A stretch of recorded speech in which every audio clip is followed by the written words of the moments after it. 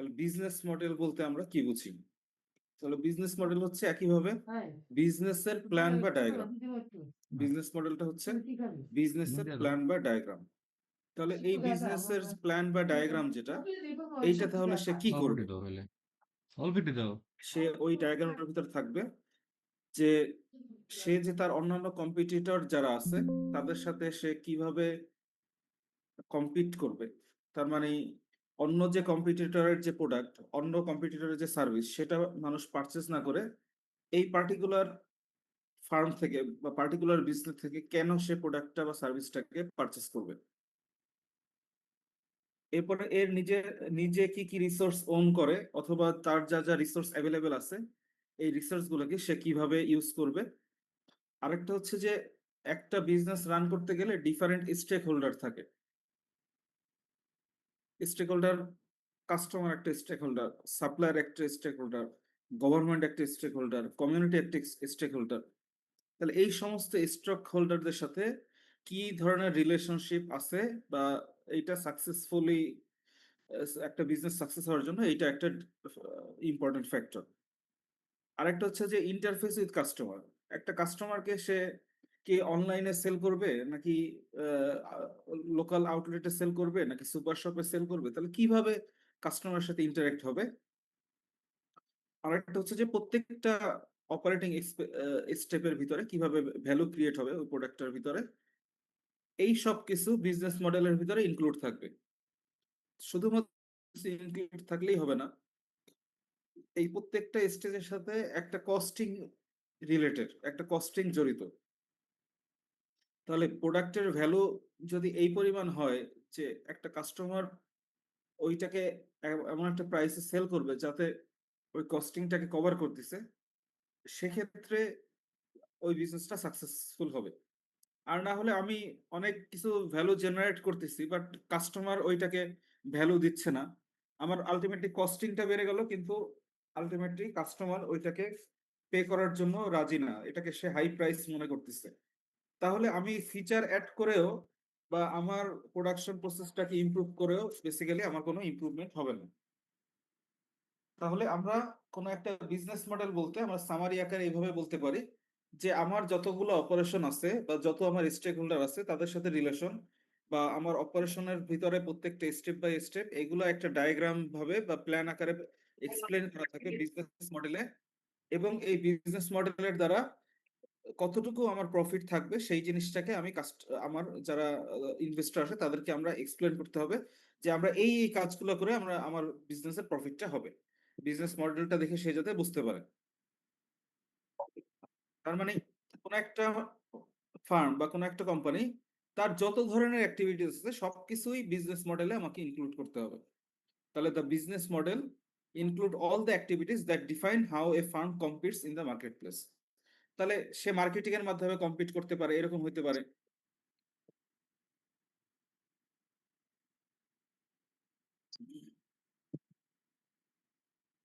এরপরে আহ, এরপরে হইতে পারে যে সে কাস্টমারকে কিভাবে ক্যাম্পেইন করবে কাস্টমারের সাথে, এরকম বিভিন্ন রকম হইতে পারে। তাহলে এই সব কিছু আমরা বিজনেস মডেলের ভিতরে ইনক্লুড করব। আমরা এখন ডেলের ব্যাপারে একটা, ডেলটা একটা এই ক্ষেত্রে পাইওনিয়ার।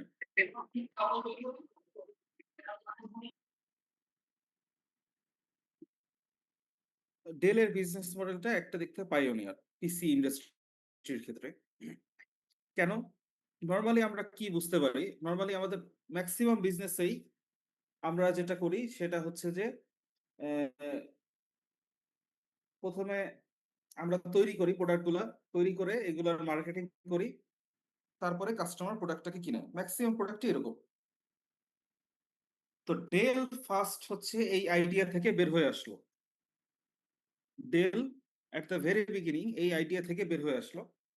তো ডেল কি বললো যে আমার এইটা আমি আগে থেকে প্রোডাক্ট তৈরি করে আমার কাস্টমার কাছে দিব, এইটা না করে আমি উল্টা কাজটা করব, মেক টু অর্ডার করব।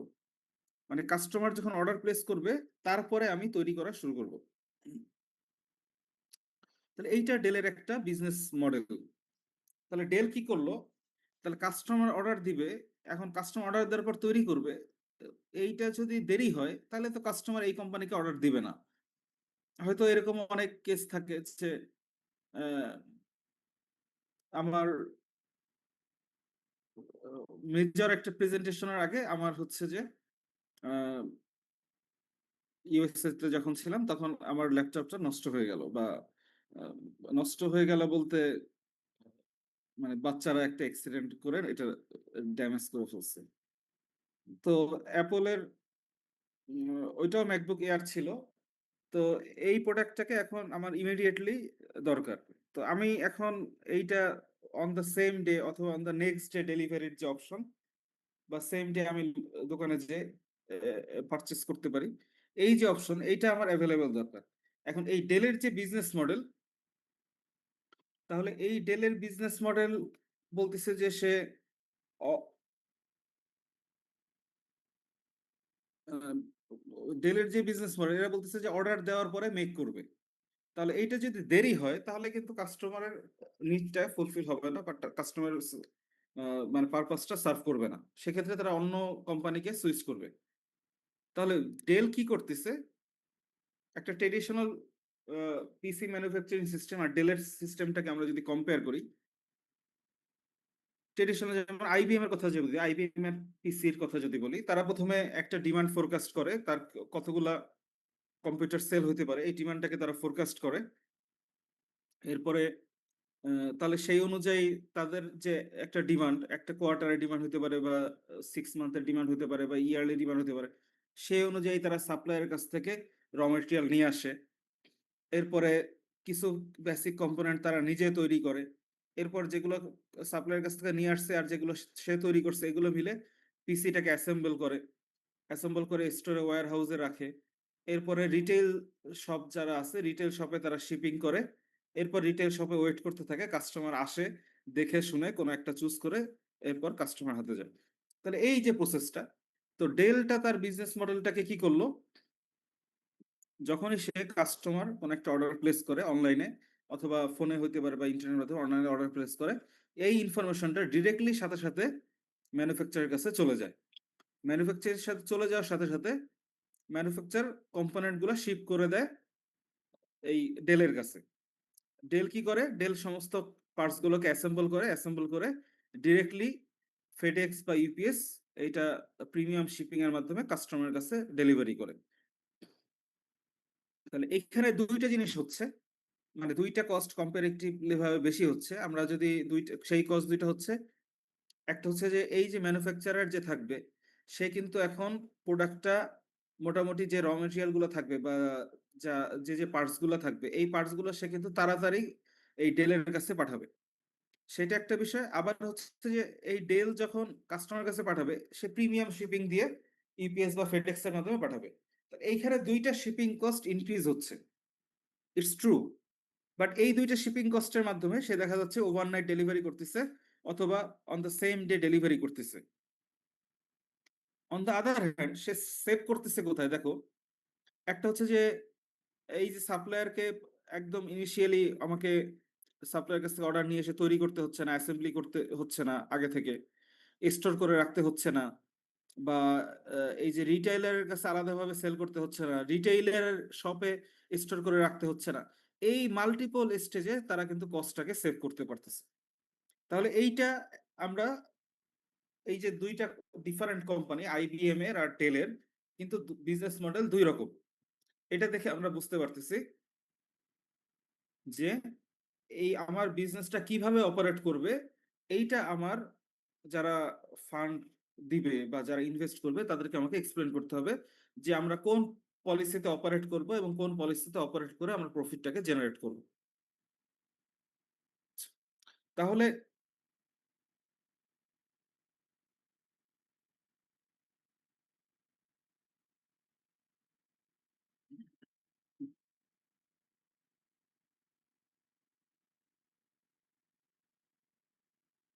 তাহলে আমাদের দুইটা জিনিস বোঝা গেল।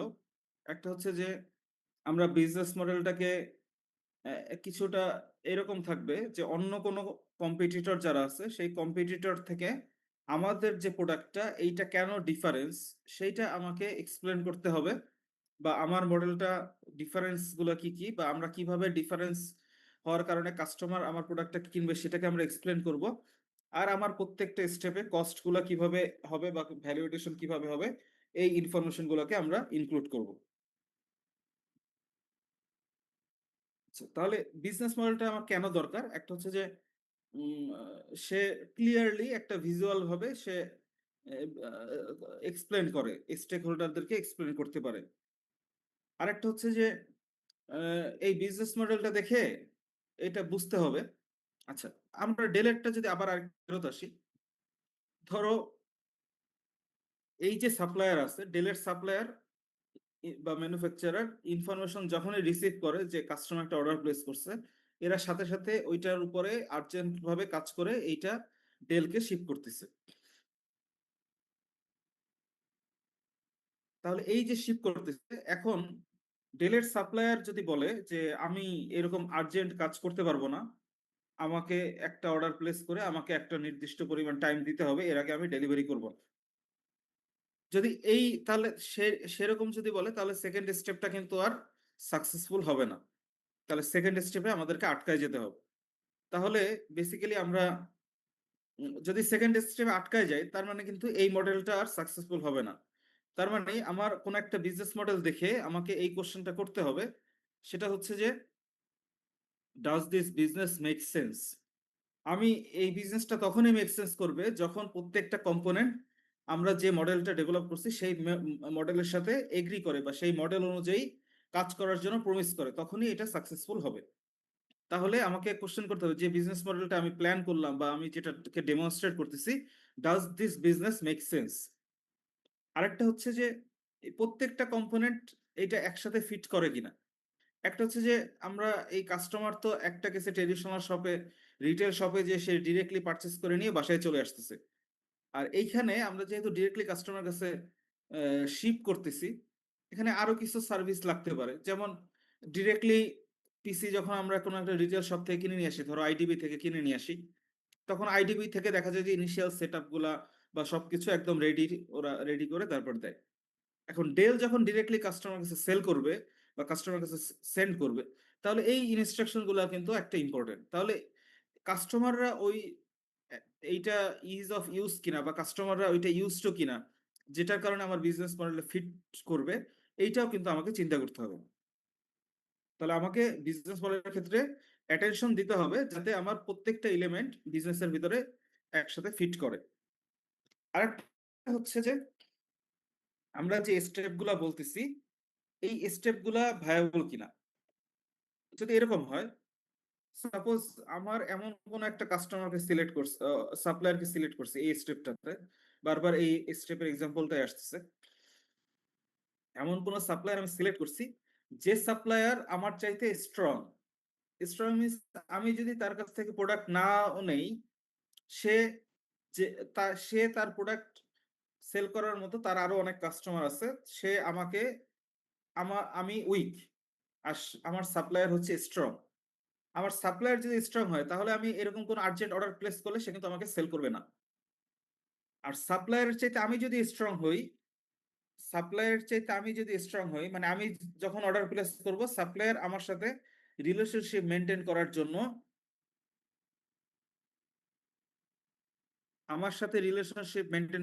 দেখা যাচ্ছে যে আমার সাথে রিলেশনশিপ মেনটেন করার জন্য সে আমি যেরকম বলবো সেভাবে আমার পারপাসকে সে ফুলফিল করতেছে বা সার্ভ করতেছে। এরকম যদি হয়, তাহলে আমার বিজনেস মডেলটা ফিট করবে। তাহলে বিজনেস মডেলের আরেকটা ইম্পর্টেন্স হচ্ছে নেটওয়ার্ক অফ পার্টিসিপেন্ট, যারা স্টেক হোল্ডার যারা থাকবে, তারা এই আইডিয়াতে, এই বিজনেস মডেলের আইডিয়াতে একসাথে কাজ করার জন্য এগ্রি কিনা, বা তারা একসাথে কাজ করার জন্য উইলনেস আছে কিনা বা তাদের ইচ্ছা আছে কিনা, এইটাও আরেকটা ইম্পর্টেন্ট ফ্যাক্টর। আরেকটা হচ্ছে যে আমরা এই যেভাবে বিজনেসটা করব, আমার স্টেক হোল্ডার যারা থাকবে তাদেরকে এই কোর লজিকটা কেন এইভাবে করলে আমার প্রফিট বেশি হবে, এইটা আমার স্টেক হোল্ডারদেরকে এক্সপ্লেন করতে হবে। প্লাস আমার এমপ্লয়ি যারা আছে তাদেরকেও কনভিন্স হইতে হবে। তারা যদি কনভিন্স না হয়, তাহলে দেখা যাবে তাদের ভিতরে একটা ফ্রাস্ট্রেশন তৈরি হবে।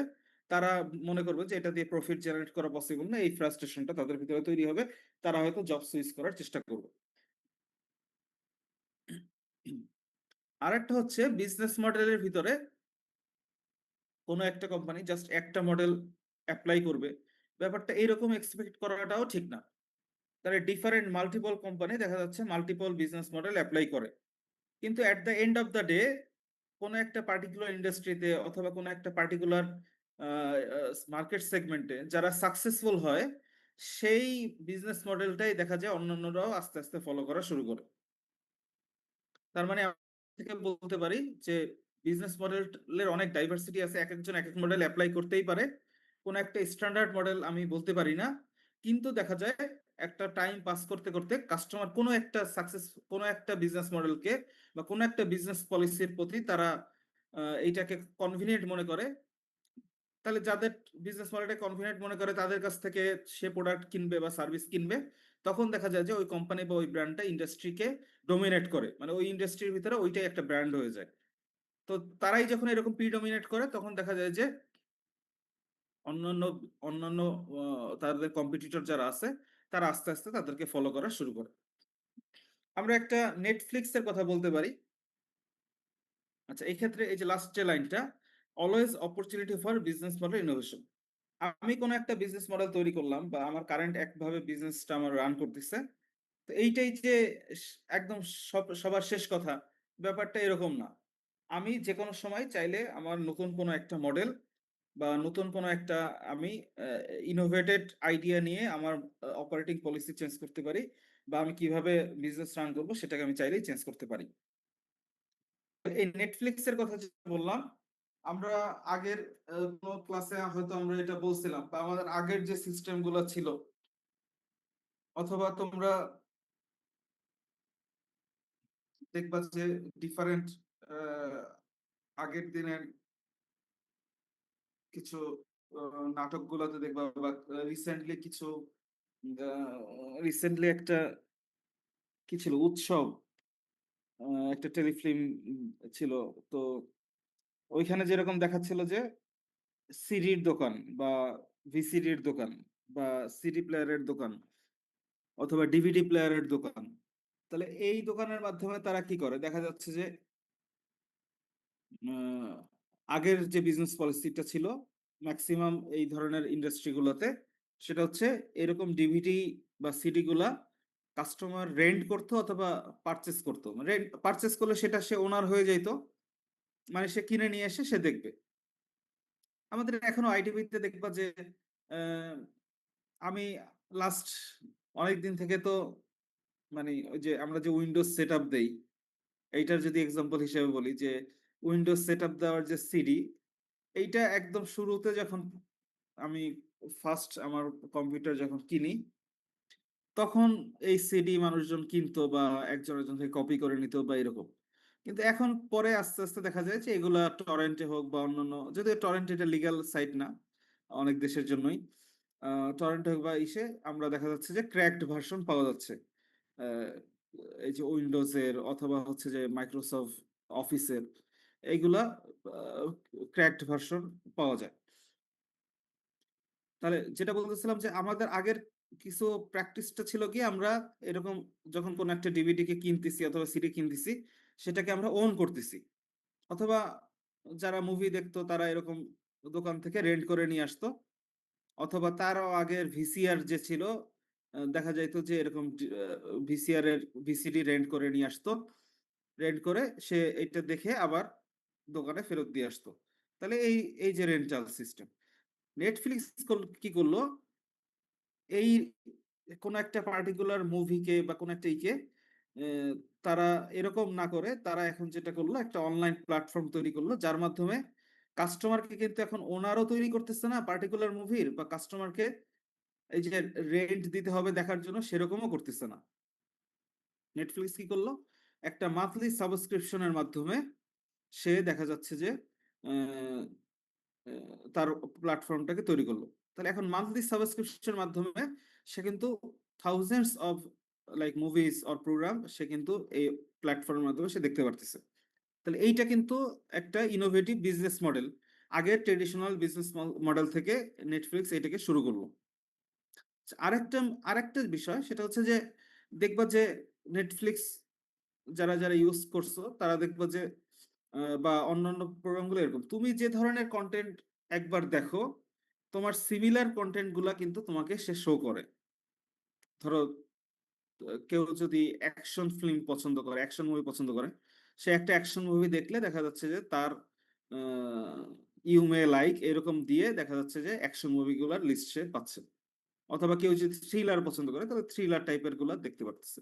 তাহলে এই যে নেটফ্লিক্স তাদের একটা নতুন একটা বিজনেস মডেল, ইনোভেটিভ একটা মডেল শুরু করলো। এখন এদের দেখা দেখি অন্যান্য গুলো এরকম চালু করলো। আমরা যদি অ্যামাজনের ক্ষেত্রে আবার চিন্তা করি, অ্যামাজনের বিজনেস মডেলটা যদি চিন্তা করি, তারা কিন্তু মানে অ্যামাজনের এই রিলেটেড নেটফ্লিক্সের মতো যেটা, সেটাকে আমরা বলি কি প্রাইম ভিডিও বলে ওরা। তাহলে এখানে কিন্তু দুই ধরনের অপশন আছে। একটা হচ্ছে যে অ্যামাজন প্রাইমের সাবস্ক্রিপশন নিয়ে তুমি এর সমস্ত প্রিমিয়াম কন্টেন্ট গুলো দেখতে পারবা। আরেকটা অপশন আছে, সেটা হচ্ছে যে তুমি ইন্ডিভিজুয়াল ওই যে আগের রেন্টিং এর মতোই ইন্ডিভিজুয়াল মুভিকে অথবা ইন্ডিভিজুয়াল কোনো একটা প্রোগ্রামকে তুমি চাইলে এইটাকে রেন্ট করতে পারবা, বা তোমার একটা নির্দিষ্ট সময়ের জন্য তুমি এইটাকে কিনে নিতে পারবা। ধরো তুমি পার্টিকুলার একটা মুভির জন্য তুমি $3 পে করলা, তাহলে ওই 300 টাকা দিয়ে তুমি বাসায় বসেই দেখতে পারতেছো। তাহলে এইটা আবার আরেক ধরনের মডেল। তাহলে এই বিজনেস মডেলগুলা এক একটা কোম্পানি এক একটা বিজনেস মডেল এইটাকে অনুসরণ করে। আর এরপর একটা হচ্ছে ভ্যালু চেইন। ভ্যালু চেইন হচ্ছে আমার পুরো একটা সিস্টেমের জন্য আমার প্রত্যেকটা স্টেপ বাই স্টেপে আমাদের এক একটা করে আমার প্রোডাক্ট বা সার্ভিসের ক্ষেত্রে ভ্যালু এডিশন হয়। তাহলে র মেটেরিয়াল একটা স্টেজ থাকে, এরপরে ম্যানুফ্যাকচারিং একটা স্টেজ থাকে, ডিস্ট্রিবিউটিং একটা স্টেজ থাকে, ওয়্যার হাউসিং একটা স্টেজ থাকে, বা রিটেইলের একটা স্টেজ থাকে। প্রত্যেকটা স্টেজে দেখা যাচ্ছে একটা করে ভ্যালু এডিশন হচ্ছে। এখন আমরা এই ভ্যালু চেইনটা দেখে আমরা কোশ্চেন করব বা আইডেন্টিফাই করার ট্রাই করব যে আমি এর চাইতে আরো কোনো অ্যাডিশনাল ভ্যালু এখানে অ্যাড করতে পারি কিনা। তাহলে এইভাবে করে আমরা ভ্যালুকে আরো অ্যাড করলে তখন ওইটার কাস্টমারের কাছে একটা লজিক্যাল ফ্লো মনে হবে বা বিজনেসটা বেশি করা যাবে। আরেকটা হচ্ছে যে এই ভ্যালু এডিশন করার মাধ্যমে দেখা যাচ্ছে অন্যান্য কম্পিটিটরের যে প্রোডাক্ট বা আমার প্রোডাক্ট এর ভিতরে একটা ডিফারেন্সিয়েশন তৈরি হবে, যে কারণে আমার প্রোডাক্টটাকে কাস্টমাররা এই প্রোডাক্টটাকে পারচেস করবে। তাহলে নতুন কোনো একটা বিজনেস অপরচুনিটির তৈরি করার জন্য আমার ভ্যালু চেইনটাকে আগে থেকে অ্যানালাইসিস করতে হবে, যে আমার কস্টগুলো কোথায় হবে, আর আমার প্রাইসিংটা কিরকম হবে, আর এর সাথে আমার যে বিজনেস মডেলটা এইটা মার্চ করে কিনা বা বিজনেস মডেলটা সাপোর্ট করে কিনা, এই সব কিছু মিলে আমার একটা ভ্যালু চেইন তৈরি করতে হবে। তাহলে ভ্যালু চেইনের ক্ষেত্রে যদি বলি, আমার কিছু আছে প্রাইমারি অ্যাক্টিভিটিস আর কিছু আছে সাপোর্ট অ্যাক্টিভিটিস। প্রাইমারি অ্যাক্টিভিটিস বলতে আমার র মেটেরিয়াল গুলা আমার কাছে আসবে, তাহলে এটাকে আমরা বলতেছি ইনবাউন্ড লজিস্টিক্স। তার মানে আমার অথবা সাপ্লায়ার আমাকে শিপিং করুক অথবা আমি যে নিয়ে আসি, তাহলে এটাকে আমরা বলতেছি আমার ফ্যাক্টরিতে আসতেছে, এই কারণে আমরা বলতেছি ইনবাউন্ড লজিস্টিক্স। তারপর আমরা অপারেশন করলাম বা ম্যানুফ্যাকচারিং করলাম, করে আমি এইটাকে আমার রিটেল মার্কেটে বা রিটেল শপে পাঠিয়ে দিলাম, তাহলে এইটাকে আমরা বলতেছি আউটবাউন্ড লজিস্টিক্স। এবং রিটেল শপে শুধু পাঠাইলেই হবে, আলটিমেটলি প্রোডাক্টটা তো কাস্টমার কিনতে হবে। তাই আমার মার্কেটিং লাগবে বা sales, marketing and sales team লাগবে, যারা ওই প্রোডাক্ট গুলোকে রিটেল আউটলেট থেকে সেল করবে, অথবা ইভেন হইতে পারে যে আমার এই অপারেশন ম্যানুফ্যাকচারিং ফ্যাসিলিটি থেকে সেল করার ব্যবস্থা করবে। আমি ডিরেক্ট কাস্টমার কাছে আউটবাউন্ড শিপমেন্ট হইতে পারে। আর এটা হচ্ছে ফাইনাল হচ্ছে সার্ভিস রিলেটেড যে অ্যাক্টিভিটিস গুলো আছে, এই যে কাস্টমারকে আমরা হেল্প করলাম, অথবা কোনো আফটার সেলস প্রবলেম হলে আমি সেটাকে সলভ করে দিলাম, এই ধরনের সার্ভিস গুলা, এইগুলো হচ্ছে আমার প্রাইমারি অ্যাক্টিভিটিস। এখন সাপোর্ট অ্যাক্টিভিটিস তাহলে কোনগুলা? একটা হচ্ছে এইগুলা যে তৈরি করব, তাহলে আমার ফার্মের ইনফ্রাস্ট্রাকচার কোথায় হবে বা বিল্ডিংটা কোথায় হবে, কোথায় বসে আমি প্রোডাকশন করব। আবার এইচআর এর বিষয়বস্তু, যে আমি কি ধরনের এমপ্লয় নিব যাতে আমার প্রোডাক্টিভিটিটা বেশি থাকে, অথবা আমি এমপ্লয়ীদেরকে ট্রেনিং দিলাম যাতে তার প্রোডাক্টিভিটি ইমপ্রুভ করে, তাহলে আলটিমেটলি প্রোডাক্টিভিটি ইমপ্রুভ করা মানে বেশি ভ্যালু এডিশন হবে। তাহলে এইচআর ট্রেনিং দিচ্ছে এমপ্লয়ীদেরকে, তার কারণে প্রোডাক্টের কোয়ালিটি ইমপ্রুভ করতেছে, আমার ভ্যালু বেশি ক্রিয়েট হচ্ছে। তারপরে এটা ডিরেক্টলি প্রোডাকশনের সাথে রিলেটেড না হয়ে এটা একটা সাপোর্ট অ্যাক্টিভিটি হিসেবে কাজ করতেছে। অথবা টেকনোলজি ডিপার্টমেন্ট হতে পারে, ডেভেলপমেন্ট হতে পারে। আহ, আমরা একটা হচ্ছে ইআরপি সিস্টেম ডেভেলপ করলাম, এরকম হতে পারে। অথবা কোনো একটা প্রোডাক্ট বা প্রসেসের ভিতরে ইমপ্রুভমেন্ট করলাম, একটা নতুন একটা ইনোভেটিভ আইডিয়া ইনক্লুড করলাম। তাহলে এই ধরনের টেকনোলজিক্যাল ডেভেলপমেন্টের মাধ্যমে আমাদের দেখা যাচ্ছে ভ্যালুটা ইমপ্রুভ করে। একটা হচ্ছে রিসোর্স প্রকিউরমেন্ট। আমি সাপ্লায়ার কাছ থেকে যদি কম প্রাইসে ভালো কোয়ালিটির ম্যাটেরিয়ালস কিনতে পারি, এটা আমার আলটিমেটলি ভ্যালু এডিশন হবে এবং প্রফিট মার্জিন বেশি থাকবে। তাহলে এগুলো আমার হচ্ছে সাপোর্ট অ্যাক্টিভিটিস। তাহলে সাপোর্ট অ্যাক্টিভিটিস এর জন্য কস্ট আছে, আবার প্রাইমারি অ্যাক্টিভিটিস এর জন্য কস্ট আছে। তাহলে এই সব কিছু মিলে আমার এমন একটা প্রাইস সেট করতে হবে। এই প্রাইস আর এই যে দুইটা কস্ট, প্রাইমারি অ্যাক্টিভিটিস এর কস্ট, সাপোর্ট অ্যাক্টিভিটি কস্ট, এর মাঝখানে ডিফারেন্সটাকে আমরা বলতেছি প্রফিট মার্জিন। তাহলে ভ্যালু চেইনের ক্ষেত্রে আমি সবসময় চেক করব যে আমি কোথাও ভ্যালু এডিট করতে পারি কিনা, বা সেই ভ্যালু এডিশনটার কারণে আমার যে কস্ট হবে আর এর এর ফলে আমার প্রাইস যতটুকু ইনক্রিজ হবে, এইটা আমার একটা রেশনাল কিনা। রেশনাল কিনা বলতে আমার প্রাইস আমি ধরো 5 টাকা বাড়াইতে পারবো, কিন্তু আমার কস্ট যদি 8 টাকা বাড়ে, তাহলে ওই ভ্যালু একটা করে আমার লাভ নাই। তাহলে আমি সবসময় চেক করব প্রাইমারি অ্যাক্টিভিটির ভিতরে কোনো ভ্যালু এডিশন করা যায় কিনা। প্রাইমারি ভ্যালু অ্যাক্টিভিটিস যেমন মার্কেটিং এবং সেলস বলতে পারি, অথবা আউটবাউন্ড লজিস্টিক্স বলতে পারি। এখানে আমরা কোনো ভ্যালু এডিট করতে পারি কিনা। যেমন আগে আউটবাউন্ড লজিস্টিক্স এর ক্ষেত্রে আমরা বলি আগে আমরা কাস্টমার কাছে ডিরেক্টলি চলে যাইতাম, আর এখন হয়তো আমি এমন একটা স্যার প্রসেস চালু স্যার করলাম। জি। স্যার আমাদের 10:30 একটা ক্লাস আছে। আচ্ছা, ছেড়ে দিচ্ছি 1 মিনিট। তাহলে আমরা এই যে আউটবাউন্ড লজিস্টিক্সে আমার এখানে ইমপ্রুভমেন্ট করা যায় কিনা, এখন হয়তো কাস্টমার আমাকে ট্র্যাক করতে পারবে তার কাছে পৌঁছানোর আগ পর্যন্ত কোথায় আছে। আর একটা হতে পারে যে ইন্টারফেস, দুইটা ইন্টারফেসের ভিতরে মানে অপারেশন আর আউটবাউন্ড এর মাঝখানে আমি ভ্যালুয়েশন করতে পারি কিনা, বা হচ্ছে ইনবাউন্ড আর অপারেশন এর মাঝখানে ভ্যালুয়েশন করতে পারি কিনা, এইটা আরেকটা অপশন। আর থার্ড যে অপশনটা সেটা হচ্ছে সাপোর্ট অ্যাক্টিভিটিস, যেমন এইচআরএম এর ভিতরে বা টেকনোলজি ইমপ্রুভমেন্ট, এইগুলোর ভিতরে আমরা ভ্যালুয়েশন করতে পারি কিনা। তাহলে আমরা হচ্ছে যে এখানে আজকের ক্লাস তাহলে শেষ করতেছি। Recording stopped.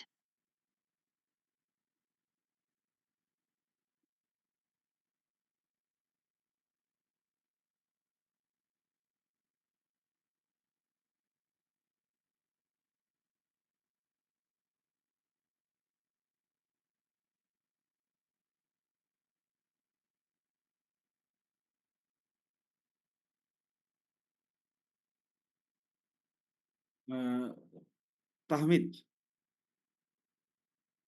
সামিত, প্রেজেন্ট স্যার।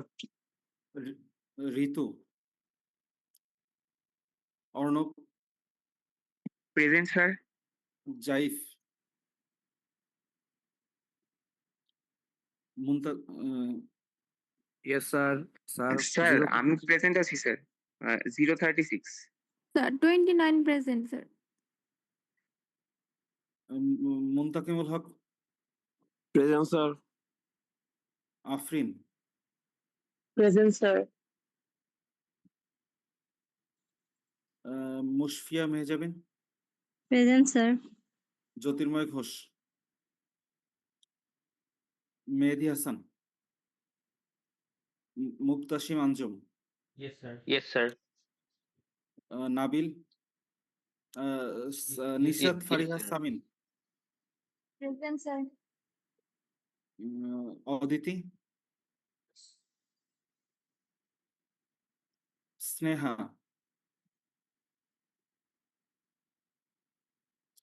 আবু সোয়াইব, সামি,